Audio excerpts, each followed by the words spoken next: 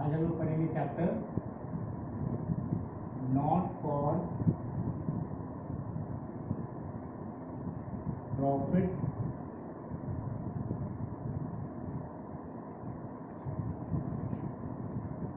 Organisation. Not for profit organisation, इसमें क्या है कि ये ऐसा बिजनेस है जिसमें प्रॉफिट अर्न करना मोटो नहीं होता है।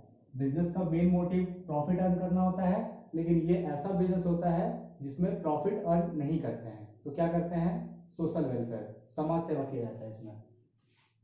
इसका जो भी अकाउंट्स बनता है, तो बेसिकली इसमें 3 तरह के अकाउंट्स बनाए जाते हैं। जो फर्स्ट है उसका नाम है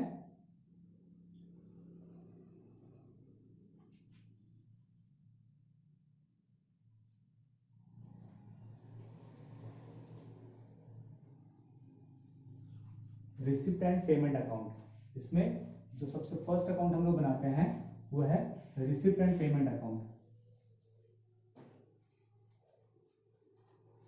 11th क्लास में जो आप लोगों ने पढ़ा है कैश बुक, बिल्कुल ये उसी की तरह बनाया जाता है। बिल्कुल कैश बुक की तरह ही होता है, ये सिर्फ नाम चेंज होता है, रिसिप्ट एंड पेमेंट अकाउंट। इसमें हम लोग लेफ्ट साइड में लिखते हैं रिसिप्ट्स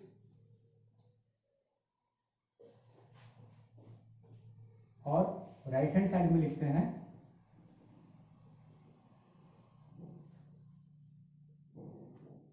पेमेंट्स। जैसा कि हम लोग जानते हैं, लेफ्ट साइड को डेबिट बोलते हैं और राइट साइड को क्रेडिट बोला जाता है।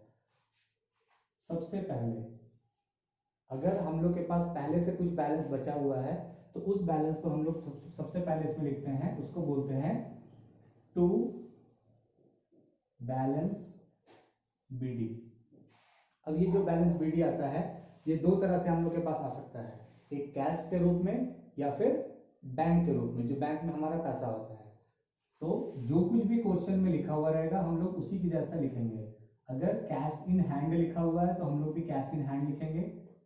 अगर कैश एट बैंक लिखा हुआ है तो हम लोग भी कैश एट बैंक लिखेंगे।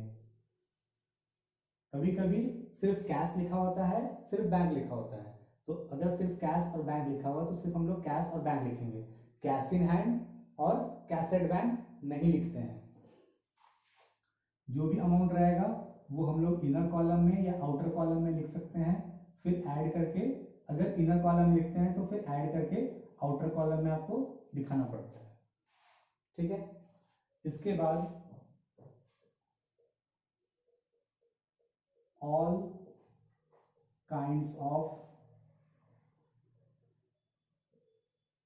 रिसिप्ट्स। रिसिप्ट्स का मतलब किसी भी तरह का पैसा अगर हमको मिला तो वो हमारे लिए रिसिप्ट होता है, उसी को बोलते हैं all kinds of receipts of any year. किसी भी ईयर का पैसा हमको मिला तो वो हम लोग सारा कुछ यहां लिखते हैं।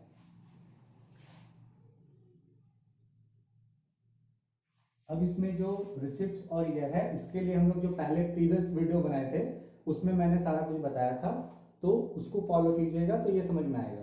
अगर उसको फॉलो नहीं कीजिएगा तो इसमें प्रॉब्लम आएगी आपको। ये हो गया लेफ्ट साइड में जो रिसिप्ट के साइड में लिखा जाता है।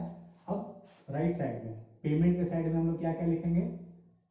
सबसे पहले by all payments of any year.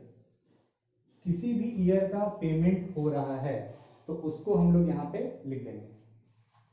Payments का मतलब किसी भी तरह का भुगतान आप लोग बोल सकते हैं इसको। इतना लिखने के बाद इसको हम लोग बैलेंस कर देते हैं। बैलेंस करेंगे तो हमेशा रिसिप्ट एंड पेमेंट अकाउंट में जो डेबिट साइड होता है, ये रिसिप्ट साइड होता है, इसका टोटल ज्यादा होता है, तो इधर पे टोटल कम हो जाएगा, तो माइनस करके जो आएगा अमाउंट उसको हम लोग यहाँ बैलेंसिंग फिगर में लिख देंगे। और इसको क्या लिखेंगे? By balance CD. By balance CD लिखा जाता है। ये था रिसीट एंड पेमेंट अकाउंट का फॉर्मेट। तो इस फॉर्मेट को पहले अच्छे से आप लोग पढ़ लीजिए, इसके बाद हम लोग इसका क्वेश्चन सॉल्व करेंगे।